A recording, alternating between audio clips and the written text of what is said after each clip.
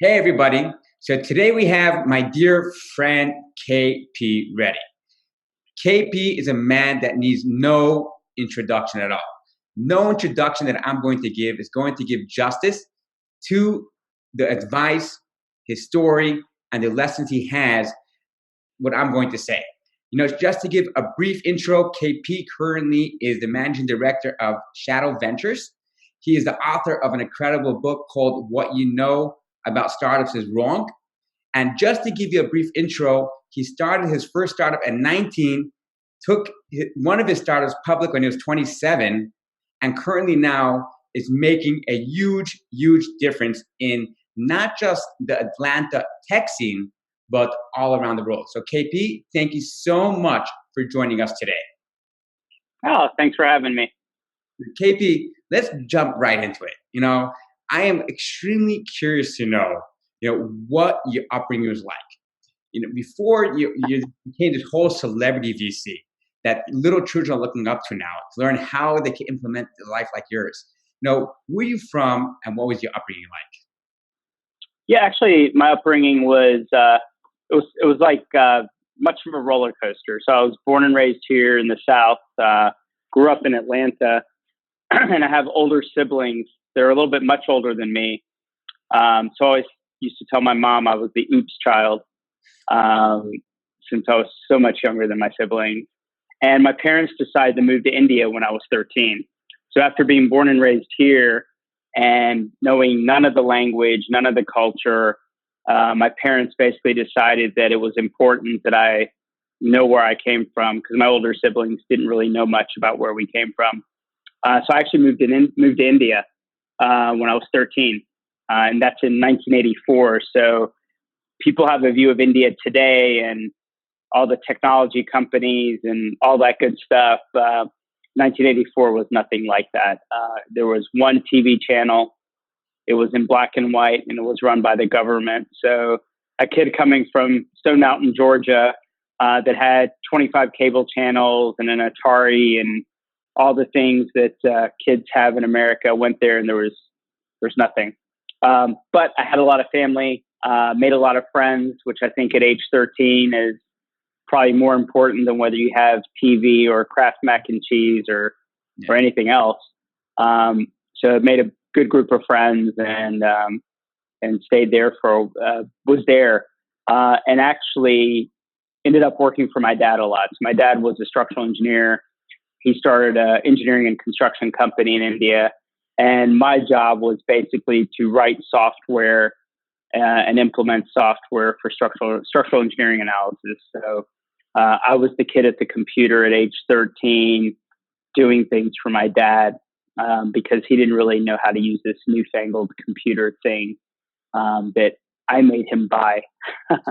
And so that's where I started off. But it was interesting because it was in India. I was on job sites when I was 13 after school. I was surveying by the time I was 14, inspecting rebar when I was a kid. Like I did all those things. And then actually, unfortunately, my father passed away suddenly.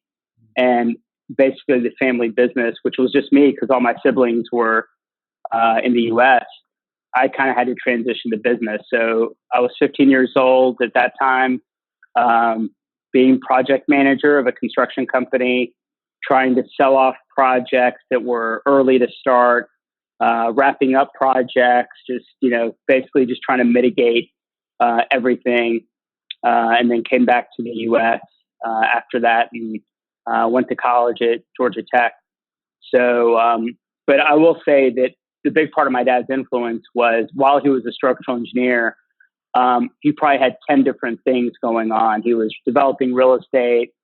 I think at one time he had a travel agency, you name it. He was kind of always hustling, doing something, being an entrepreneur. And so I think that was a big influence on me that you could have a professional career and still do entrepreneurial things. And I think that's where I kind of got a lot of that spark. I just saw my dad doing it. And I see it with my own kids now. My kids are 19 and 17. My 19-year-old's on his third startup, and now he's trying to start a venture fund because he shows up to the office, he sees what we do, and he's actually pretty good at it. So I'm like, yeah, go do it. Wait, so why am I talking to you? Just talk to him. You should. So, talk to me. I mean, if you remember, when you came into India for the first time, or to your classmates, into your school back then, and I'm assuming school was totally different in India than the US, where you were accustomed to. How did your classmates, your friends, view you back then? And first, were you like an alien, like this kid from the US, a country they never, have heard of, but like finally get to meet someone? Yeah, I mean, I was an absolute foreigner. It was funny too, like, it's 1984, so everything they knew about America was movies, mostly movies, right? Mm-hmm. And I would say I'm from Atlanta, and they would say, "Oh, Atlantic City." Like, no, Atlanta, and they're like, "Yeah, Atlantic City," and just like no concept, right? No idea of like what was over there. And I think it was interesting because I quickly became popular. Mm-hmm. Because I was the kid that my brothers, funny enough, would send me care packages from America. And part of that would be they would videotape shows like Knight Rider and Who's the Boss and whatever, right? Whatever was on TV, they were video recording and shipping over to me. So I was the kid that had a TV with a VCR, which a lot of kids didn't have a VCR. And I'd have all my friends over to watch like Knight Rider and stuff like that. So it kind of made me really popular because I was this kid from America that had American TV shows that they'd never heard of. My brothers used to actually record like American Top 40 on cassette tapes and send them to me too, right? So I was the kid that had all the cool music and movies and all that. So it doesn't take much to be popular when you're 13. Just have stuff. A good business back then was if you could have sold those recordings and VCRs to other people in the market. Yeah. So we know based off that, it seems like we know where you got your entrepreneurship bug from. Your father was a big influence in your life. He was an entrepreneur. He had his own business, but he was constantly doing multiple things. And eventually, due to, sudden and tragic circumstances, it put you in the spotlight where you had to grow up quickly. You had to grow up quickly. You had to learn and take care of your mother, which made you, eventually that makes you who you are today. But you come back to Georgia Tech, come back to the US, and you have at 19 is when your real entrepreneurship career started. You finally get your brother brings you this idea. So talk to me about the first startup you founded and how you went about. Yeah. And so my first startup, while I was still in college, was actually kind of a real estate play. What I figured out was, if you look at mixed use and all this stuff that we talk about today, it was pretty foreign back in 1992, right? And I happened to be visiting my brother at his work at a big office building for Southern Company, which is a big utility here. And he's showing me around, and he introduces me to the vice president of human resources. And she's like, "Oh, I'd love to chat with you. Everybody likes to help a college student out." Mm-hmm. And so my first reaction was like, "What is human resources? I don't understand." Right? So I'm like 19. I have no idea what any of these corporate things mean. And she's like, "Oh, I'd love to talk to you about it." And so that conversation turned into one of the things we're trying to do is increase employee morale so they don't have to leave all the time and start building some amenities on site. And I was like, "Oh, so that seems simple. What's the problem?" Like, "Oh, it's hard to find people that want to run a business on a corporate property." And so I was like, "Oh, okay."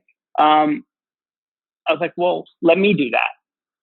And so what I did is I figured out that I knew how to like work with corporates because, I spoke English well, went to Georgia Tech, which matters in Atlanta. You're automatically really smart if you went to Georgia Tech, whether you are, whether you're not. So you get respected pretty quickly.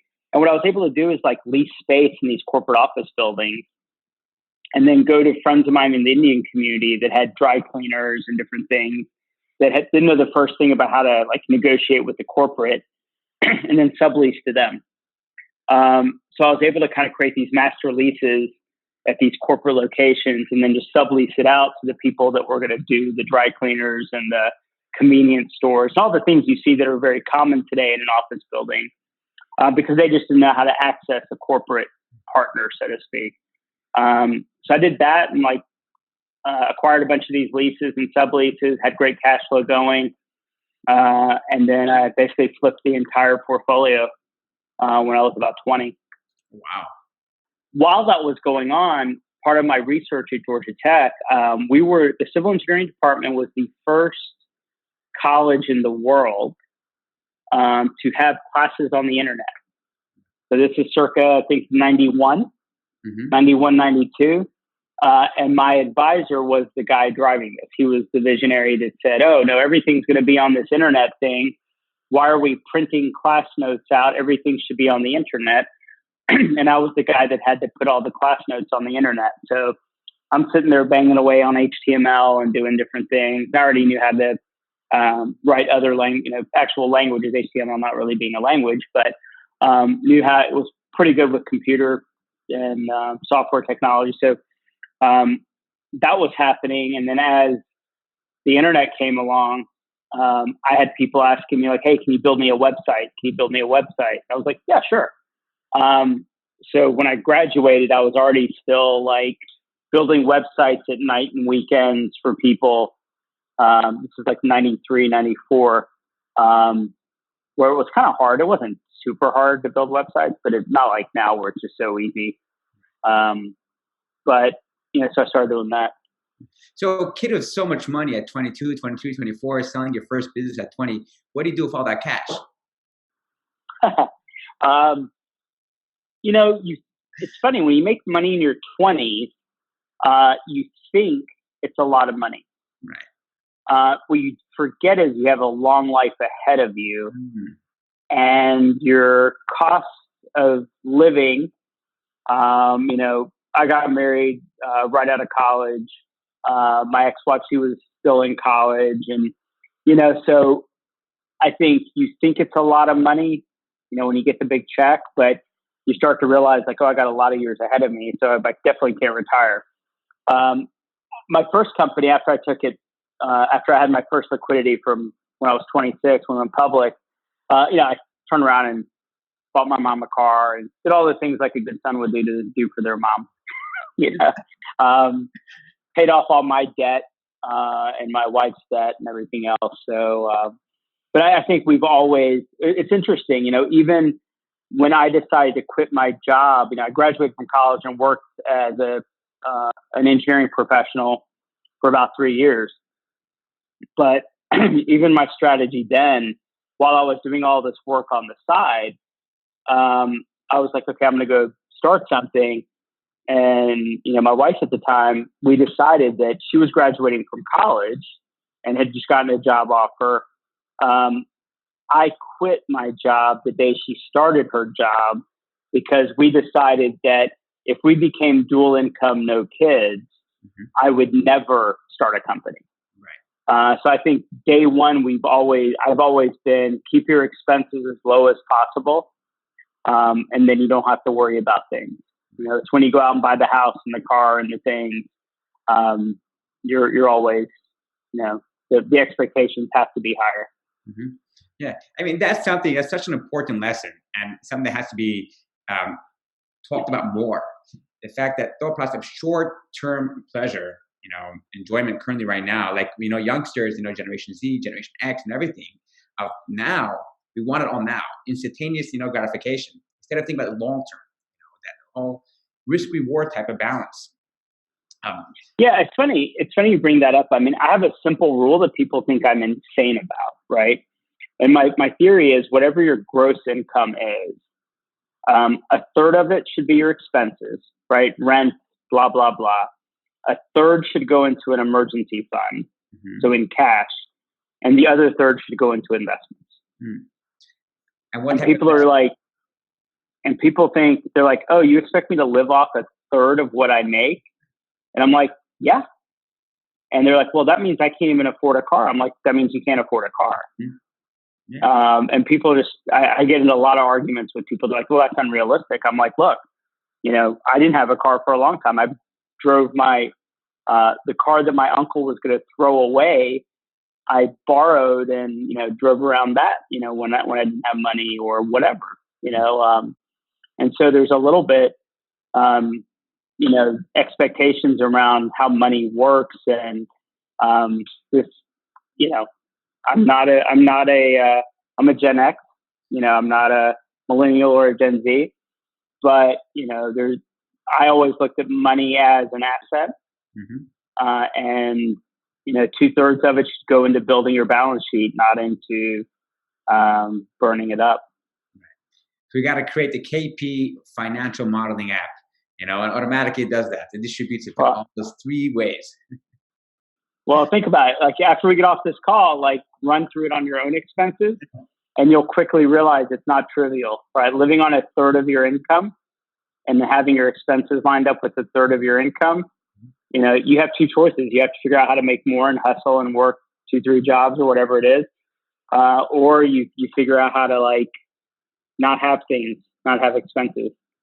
Which brings us, once we're on this topic, a new college kid that's just graduating college and is thinking, okay, go ahead and start the startup, take that risk, don't make any type of money, gain from the experience, or he has the opportunity, go work for, a Goldman, a JP, or, a venture capital firm. What route do we go ahead to get the real life experience working for a firm and expertise, or go ahead and try stuff on your own?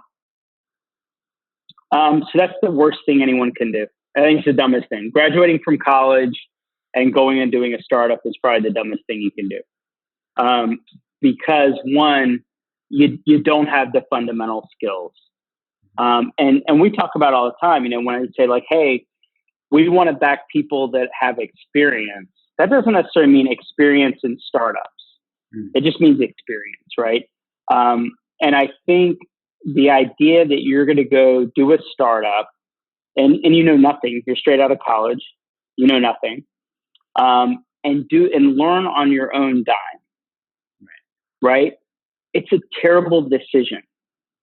It's a terrible decision. The better decision is go find a job, work in the workforce, create some live frugally, save every dime you can to do your startup, to plan your startup, and learn all the things and skills, the tactical skills you need to be effective in your startup on someone else's dime. Because we all know corporate jobs, you don't really have to work that hard to do well, right? So the idea that you can have a corporate job, quote unquote, work 40 hours a week isn't real. You can kind of coast through it.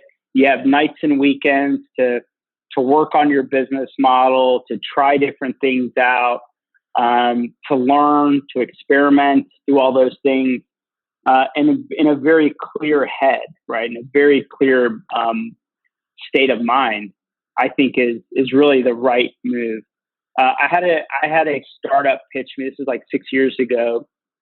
The guy moved from Russia to Atlanta to build his startup, left his wife and kid behind, and came to me look how much I believe in my startup.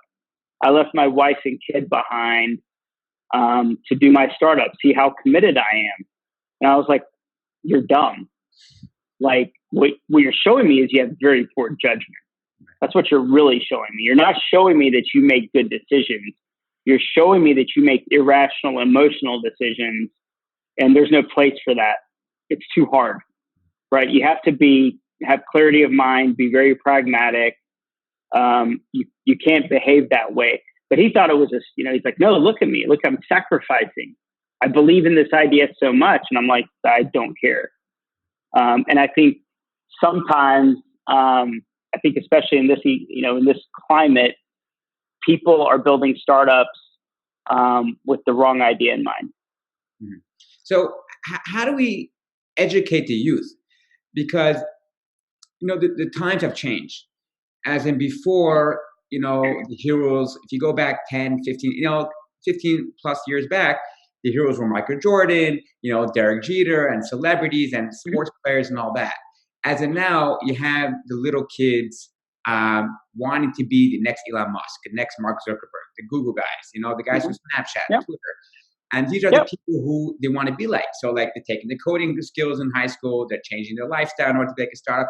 How do we educate them differently? Or what do we do to educate them about this? So you have to be realistic, right? You have to be willing to be brutally honest. My reputation is I will kill your startup idea. Spend 30 minutes with me, I will kill your startup idea. And people are like, well, why are you so mean to people? I'm like, I'm probably the nicest person they don't know. Everybody else is encouraging them, cheering them on around a bad idea. It's kind of like 5-year-old T-ball. When little Timmy gets a trophy for being MVP at his T-ball, if you think your child is going to be, on the Yankees, you're wrong. And if a parent thinks that, they're dumb, right? So it's really, I've really said, let's talk about all these stories and urban legends. And actually, I actually have a chapter in my book, funny enough, about the whole urban legends and exactly that about, we used to look up to Michael Jordan and keep in mind, those people were like very naturally talented and also put in a lot of work. But I have startup entrepreneurs like, well, Mark Zuckerberg dropped out of Harvard. I'm like, yes, but he got into Harvard. Did you get into Harvard? After you get into Harvard, let's talk about that, right?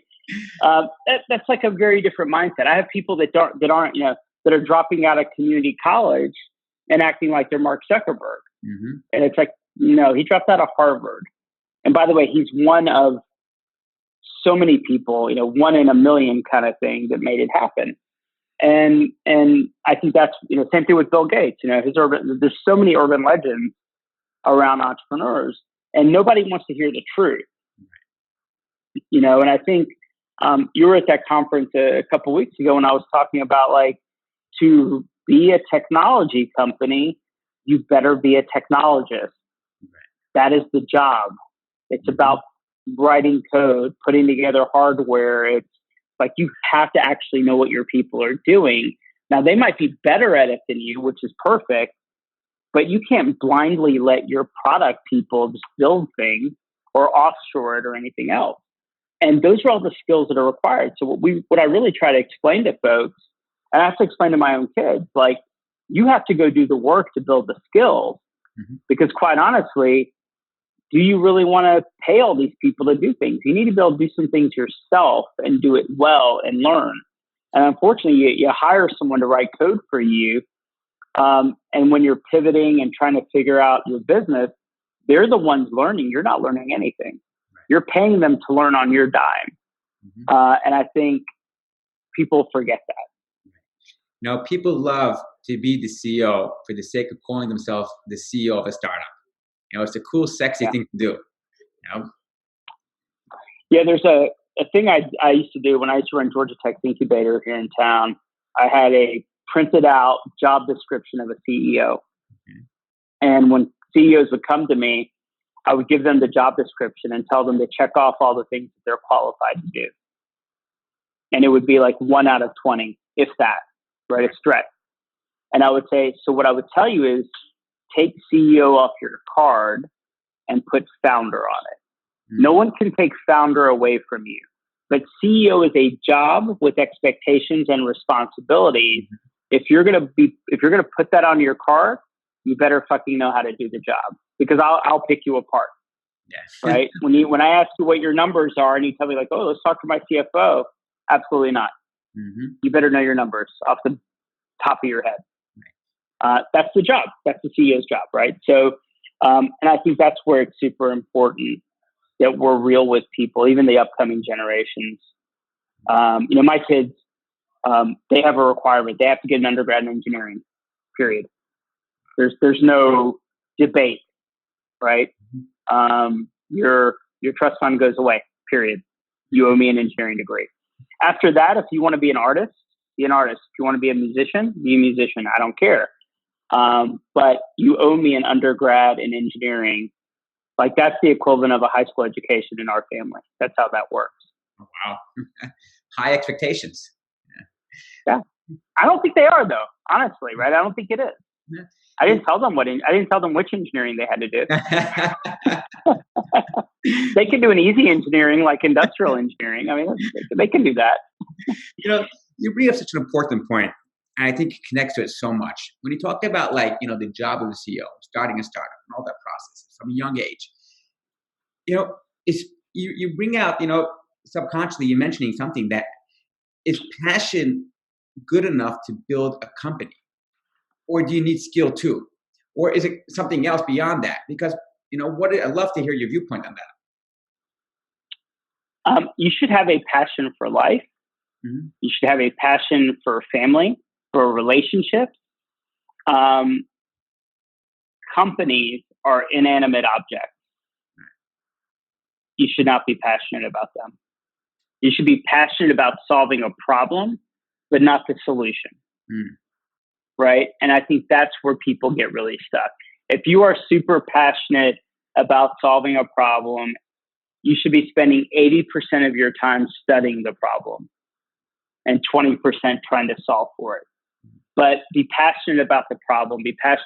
How you do it kind of doesn't matter, right? Because what might happen is you might decide it's not a startup. It might be, if your passion is to solve world hunger and that's important to you, and you think you're going to do it through a startup, I'm going to tell you you're going to fail at that, because that is not a fundable, scalable business model. But maybe you should go work for UNICEF, right? So this idea that being passionate about your startup is a terrible thing. I think I told a story in my book that my dad was, his name actually translates to sour. Okay. And the reason his parents named him Sour was because the 4 babies before him died. And the superstition was, well, if we name this next baby a nice name, then they're going to be taken from us. And so it creates this idea that I don't want to be emotionally connected. I want to be detached from this baby until I know it's going to live. Because back then the mortality was high. And it's a morbid thing to talk about, but if you think about startup mortality and fatality of startups, it's pretty terrible, right? And I always tell people, why don't even name your startup? Spend 3 months studying the problem. Spend a year studying the problem. Spending all this energy figuring out what name and what logo and what domain. Don't start with that. Wait. Go spend time doing the homework. And back to, while you're working a day job, it doesn't cost you anything to spend your nights and weekends researching things, understanding technologies, understanding the problem. That costs nothing, but de-risks your opportunity so much. So, in such a great way. We got to have, I'm going to create it actually after our call. The fridge magnets of all the the quotes, optimistic quotes from Steve Jobs and everyone else. We got to have the KP Reddy ones. Don't start till you're ready. Make sure you know your shit. Things like that, because it's so real. We get so excited about the superficial stuff, like you mentioned, the logo, the name, the raising money, this part. But at the end of the day, do you have the technology to back it up? Do you have your homework done? That checklist. And so you have all this. So what do you recommend? What is the necessary need to know list that founders should know before they begin? So they should understand the problem. And part of the problem is understanding how the problem, there are very few problems that aren't being solved some way, right? And understanding the problem is super important. And that's one, having a deep, deep understanding of the problem. 2, understanding how it's currently being solved for, right? How is it being solved for? What are the issues with that? And then 3, developing a solution that is elegant, unique, and hard. And I have this saying, pedestrian problems are okay. Pedestrian solutions are not okay. So if you're driving down the street and you're in your brand new Tesla and you have a nice, peppermint mocha latte from Starbucks in your cup holder, and you hit a really bad pothole and your Tesla just bottoms out, the coffee goes flying up into the air and gets all over you in your brand new car. You're going to pull over and go, shit, what just happened? I wish somebody would X, right? And when I ask my students this, when I ask groups, like, what's the answer? And they're like, oh, well, you have to have better asphalt so you don't have potholes. Or we'll have a drone robot running around filling in the potholes. Or I'm going to build an app. And then some people say a better cup holder, better lid, like all these answers. I'm like, well, those are all wrong. I'm like, the real answer is flying car. That's the real answer. And so it's an example I use of, and that's a very like pedestrian problem, right? A pothole. And when I'm in a room of students, like I was in Columbia a few months ago teaching a class, the students come up with all these great pedestrian ideas. There's 100 ideas around the solution, but none of them came up with flying car. And I think it's important that the solution be a flying car. So you're saying we have to, which brings, I want to get that in a second. But first thing is like, you bring in so many ideas into my mind. And just to show people like how your mind frame works, in the sense that, your solution is already going to future-proofing, to flying cars.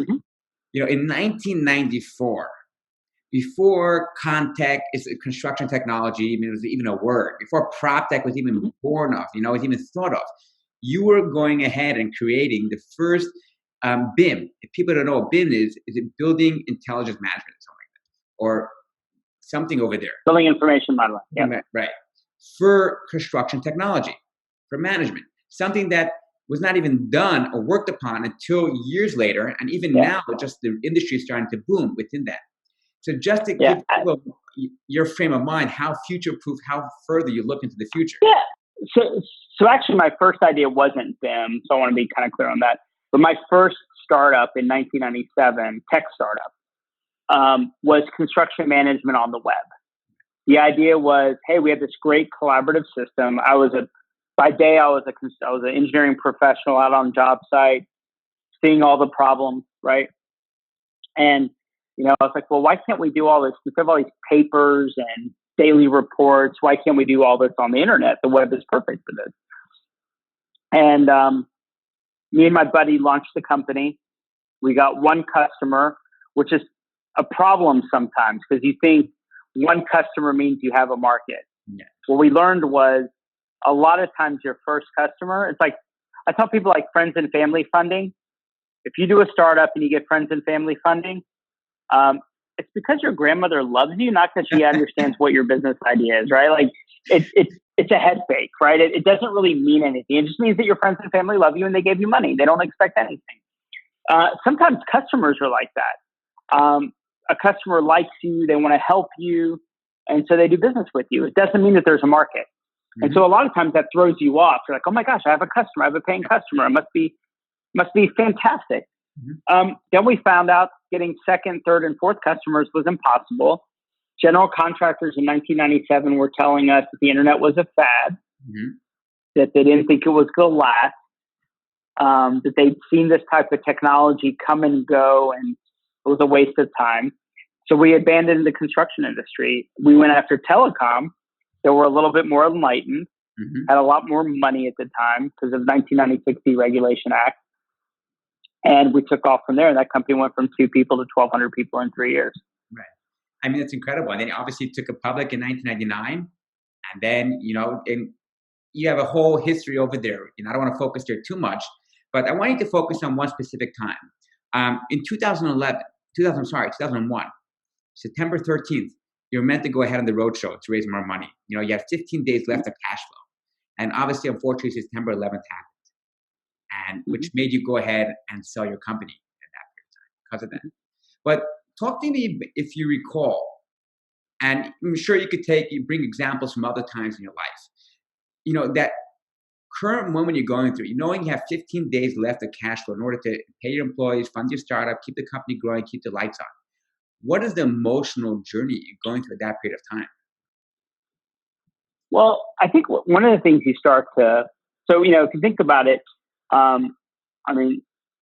September 11th was horrible in many ways, right? Like we're sitting there really preparing for our roadshow. And of course I'm in my chairman's office and we have all the TV's up with CNBC on because we're trying to, Bloomberg up because we're getting ready to do this road show. And all of a sudden, all the TVs turn to the towers. And we're like, literally, we didn't know what was going on. I mean, it was like, you couldn't process it, right? You just really couldn't process what was happening. It just made no sense. And this coming off of that and realizing like, oh, well, we have to get back to work too. We have people to pay. We have all these employees. We have customers.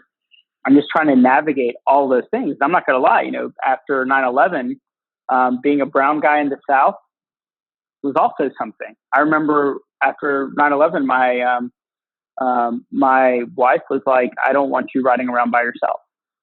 Like there's some crazies out there, they don't know any better. Mm-hmm. So there's just a lot going on. And then if you look at 2007, with the Great Recession, these things will happen. And I honestly, like, part of my biggest concern, somebody tweeted out, like, I've never seen such opportunity in my entire career or something on Twitter. And I was like, you're like 12. I mean, not 12. It's like 35, right? It's like 35. And I'm like, you've never seen anything, right? You've never seen a down market. You've never seen a market, the stock market halt trading. You've never seen any of these things. Of course, like, in your professional career, and think about it, 2009 is now 10 years ago. Mm-hmm. So maybe you were just out of college when those things happened. So I think the missing ingredient that a lot of the entrepreneurs, that you see out there today, they have not lived through external adversity. It's one thing around self-inflicted adversity, right? Quitting your job, moving in with your parents because of your start. Like those are all choices you made. I think 9/11 was the first time that I just had my hands up going, I didn't do nothing wrong, right? Like I didn't do anything. Like I did nothing. Like what? And it's just not. It wasn't something to anticipate in your business model, right? And the reality is that stuff happens, and with experience, you get better at it. Mm-hmm. You learn how to plan for it. We do a daily check-in at our firm around economic indicators, things we're seeing, things we're hearing, all those things, because it's a big part of our job to know what's going on. But I think, external adversity that's created by external forces outside of your control is the most humbling and humanistic moment you'll have in your life. So using that framework of stuff that are not in your control, external stuff, and you said you have the daily check-in with your team, how do you apply that to picking entrepreneurs, picking startups and ideas? Well, so the reality is, we play seed stage. So most of our startups are pre-revenue. Right. So there's not a lot of facts, right? We understand some trends. We understand some things. A lot of people, I've been pretty critical. We have a full-time CTO and we're really deep into technology. And I'm like, how do you invest in a startup that has no revenue, but has a product and not know how to look at the source code yourself? Like, I don't understand it, because that's all you have, right? What are you investing in? You're investing in the people and you're investing in a product. If you can't dig into the product and understand what it is, I think it's almost irresponsible of a VC to invest in a pre-revenue company and not know what they're buying into. Their LP should fire them. That's how I look at it. One guy's opinion. But I think when we look at selection, we try to be patient. If I think we have a company we're getting ready to fund, hopefully this month, they have been in our incubator for 1.5 years. And people get frustrated because I think we are in an environment where, hey, I'm raising a seed round. I'm like, great. It'll take us about 6 months to a year to get to know you. I'm like, what? I can't wait that long. But I'm sorry. Like we are deliberate, patient investors. The risk is too high early in the process. And, any VC that's moving that fast at this early stage, they might as well be playing roulette, right? They're playing roulette. And I'm like, well, there's some days I feel like I'm playing roulette, but I have my thumb on the wheel. That's the only difference, right?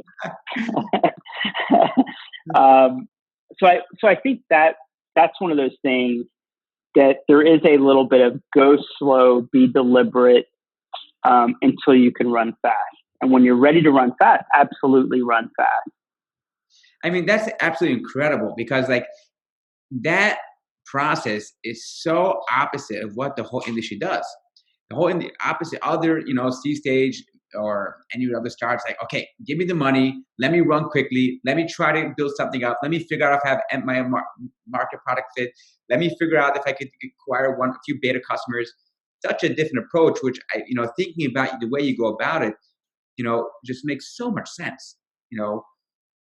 So I have a lot of friends out in Silicon VCs, old school VCs in Silicon Valley, and they always joke around that I'm an old soul because they're all in their 70s and 80s, and they're like, "You're an old soul. Like you look at things the way we did back in the 80s and early 90s, in terms of caring about the technology, wanting to see something hard. Like what hard technical problem are you solving? Because if you're not, someone else with more money and more connections will beat you.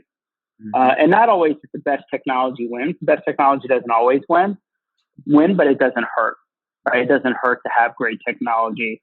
And I think part of, if you look at, I would say with rare exception, most of the VCs out there that have done really well, that have been around for a long time, the 30-year firms, they're still doing it the old way, the quote unquote old way, and they're still delivering top quartile returns. And that's, we're trying to build a firm forever, not a firm for my lifetime. And I think that has to have the great foundation and fundamentals, and you can't get sucked into what's fashionable. I mean, that's so, it's incredible. And there's so many things that we learn from there. And, just to take like a sidetrack, you're building your firm in Atlanta, somewhere. It's not Silicon Valley, it's not New York, it's not London, it's not even Houston, it has a nice, thriving, venture system going. You're building in Atlanta, which is just starting to spring up, all aspects of it. Why Atlanta? So technically we're not building in Atlanta. I live here, I'm based here, I'm from here. We have a tremendous airport.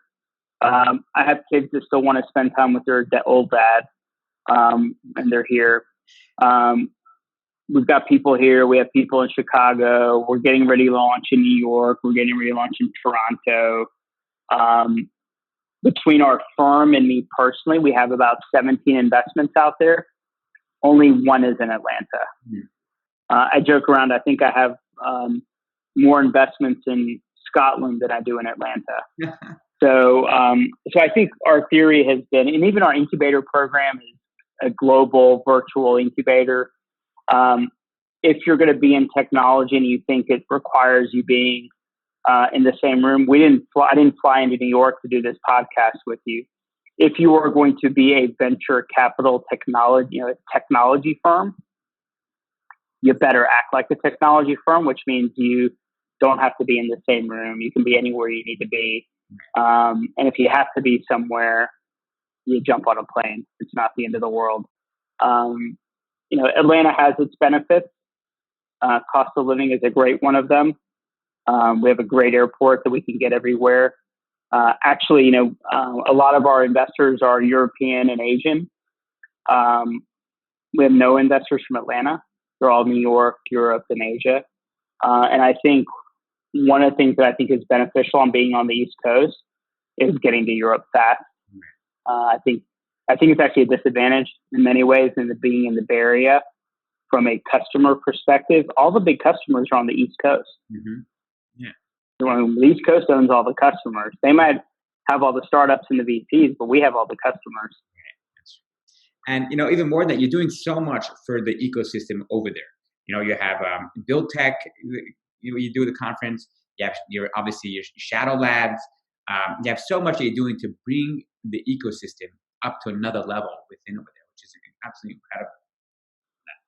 So tell me, KP, what are some non-obvious, habits, things that you do have made you the man who you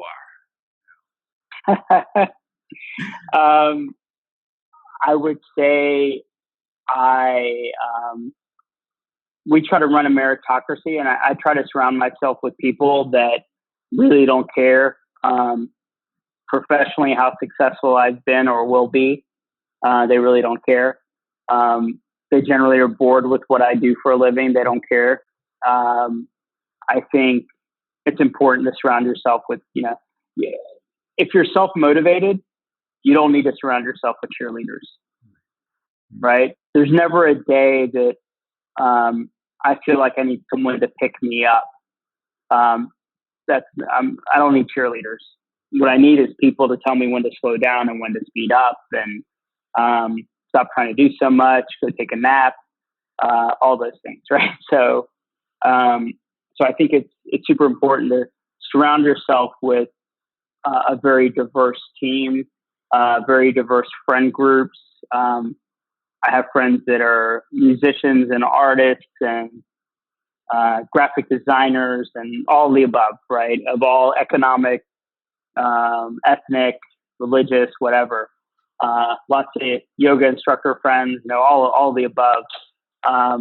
So I think that's super important. Right.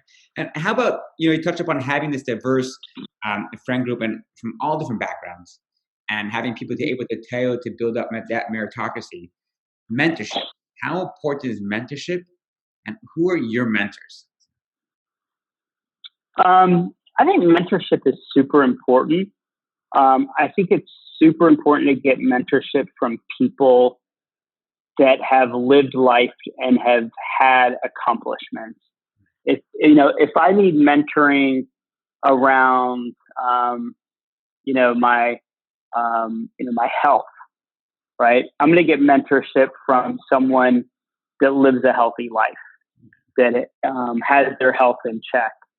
I'm not going to take mentorship from, a buddy of mine that doesn't, or a friend that hasn't got their shit together on that front. It's kind of like if you want mentorship on how to be a good dad, find a mentor that you think is a good dad.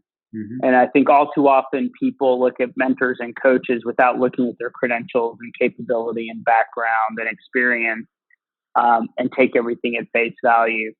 I have been super fortunate. I have lots of old friends. It's very funny. I have a lot of friends that are in their 70s and 80s and have been friends with them forever. I have always found that hang out with people that are much older than you, and let them tell you their stories and also ask them integrated questions, right? Like, tell me about the time that, blah, blah, blah. And, it's funny. I was coaching one of my CEOs of one of my investments the other day, and he actually he went to one of the fancy MBA schools up in Boston. And I was joking around. I was like, "Oh, they didn't teach you that up there?" And he's like, "Dude, they don't teach us this stuff up there." And what I was explaining to him is the one variable that you have to keep an eye out is on life happening. Life happens to yourself. Life happens to the people around you, friends and family. Life happens to your employees and your staff and your portfolio companies. And as much as possible, you have to get good at being the old guy in the room, whether you're the old guy in the room or not. But, if you have a startup CEO that you're investing in that works 80 hours a week and is single, you have to know that will not last forever. And the minute they get a girlfriend or a boyfriend, you have to know that if they don't spend time with their significant other, they're either going to be miserable or it's just not good for them, right? So nothing is, what do they say? The only constant is change. Yeah. And I think it's important to, I'm not that old, but I joke around, like somebody has to be the old guy in the room that kind of feels like, yeah, I've seen this movie before. This is how it might play out, and try to anticipate it. Right. Wow. And it's such first of all, look at your beard. Like I could, without the beard, I'll think you maybe 21. With the beard, 60, 70, which is like, work-life balance. work-life balance, does it even exist, or is it work-life harmony? Because what you said, if they don't hang out with their significant other, they're going to be miserable. But at the same time, if they do hang out with the significant other, it might take away from the working hours, but it can add in the quality of the work and the startup. Yeah, there's something that me and my our CTO Matt, me and him probably say it 100 times a day, and we talk about time box, right? So set up a time box for everything, and do your best work as fast as you can within that time box. If you set aside an hour to write up a piece of content, you get 60 minutes. Right. And if you don't get it 100% complete, too bad. Yeah. You don't get 10 more minutes to finish it up. And if you do that, if those constraints require focus. So if there's a task you have, and you're like, okay, I'm gonna allocate an hour for it, and ends up taking, you're like, okay, I couldn't get it done in an hour. The next time you have a similar task, you probably reduce the task, right? You reduce the scope to fit into that time box. And, all you have, the only commodity you have that is not replenishable is time. Mm-hmm. Money is infinite, right? From that perspective, realistically, money is infinite. But you have to figure out how to time box your activities. And that drives focus. When you think about, hey, I'm building this product that needs to have these 10 features, instead of thinking about that, what product can I build in the next 2 weeks and the next 4 weeks? And whatever I build, that's what I'm getting. I'm not getting an extra hour off of that. And if you do that enough times, you get good at not biting off more than you can chew. I think you have to do the same. Yeah. I am so jealous of, the companies in your incubator, the companies you funded, that are able to pick your brain on a constant basis, not just based upon business, but on life too, and mesh those two together. It's a lot of fun. We run our entire community on Slack and Zoom. And so I'm always available to every one of our company CEOs, including some of their employees. I'm there, right? As long as the little green light's on Slack, I'm around. And they asked me some great questions. They asked me some absolutely great questions. I had one of my CEOs basically just forgot his 2-year-old's birthday, and he felt terrible. I was like, yeah, I call that the bad dad syndrome. As a divorced parent, I understand that, that I'm a terrible dad. It's a bad dad thing. And, I was like, look, you're not a bad dad. You just need to get better focused and, pick your head up to breathe, right? And those are things you should be thinking about. Don't take this as a data point that you want to get focused on. Rather, just take it as a symptom of maybe how you need to reframe how you're spending your time. Right. So I know we're running out of time, but let's figure out, what are you most excited about now and it's upcoming? So what's exciting for me in terms of, I think as a firm, we're starting to, our firm's only 2 years old. So it's every day has been a learning experience. And I think we're finally hitting a stride where not everything is a new learning experience. We're getting repetition. We're growing our team. We're like, oh yeah, we've seen that before. Which is good because it allows you to really kind of scale your team.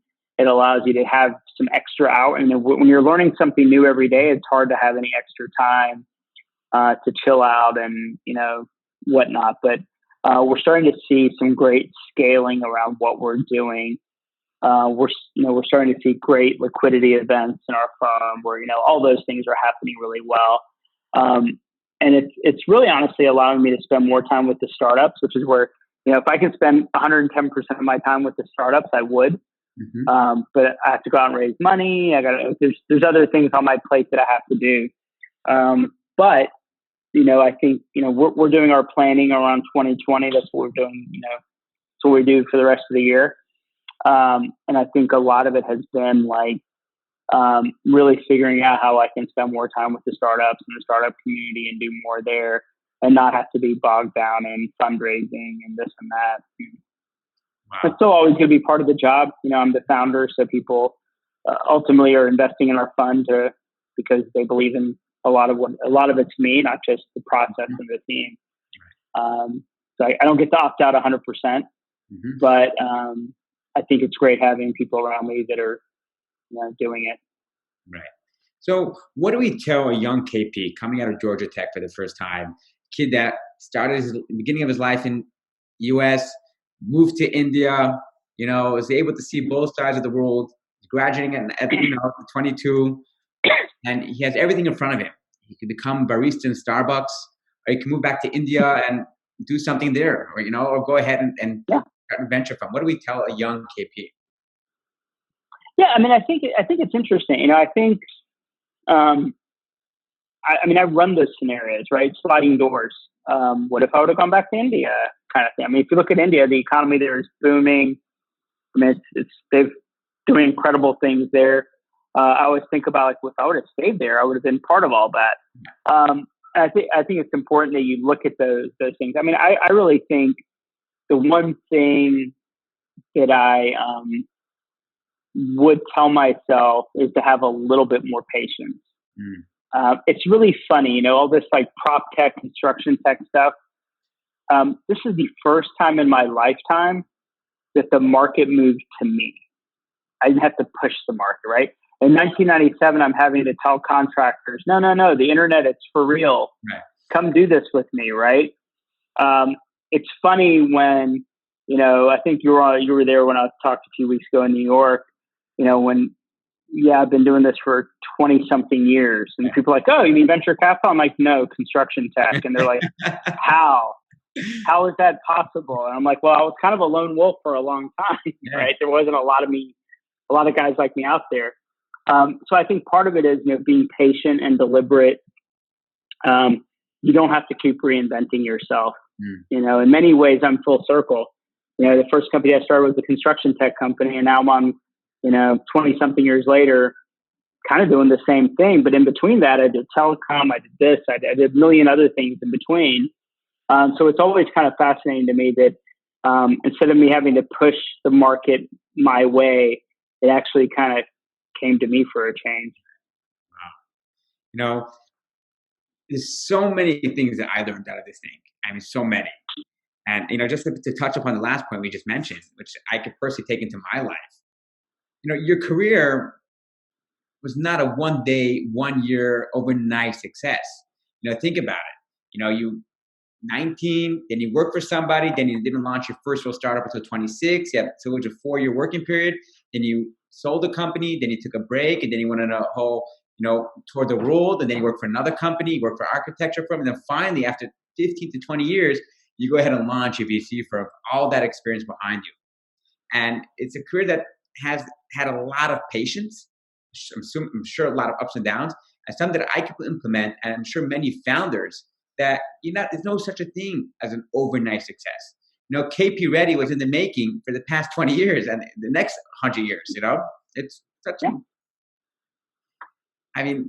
So first of all, it goes about saying any way that I can be of help to you, to your kids, to all your extended family, the Shadow Venture family, always here for you guys.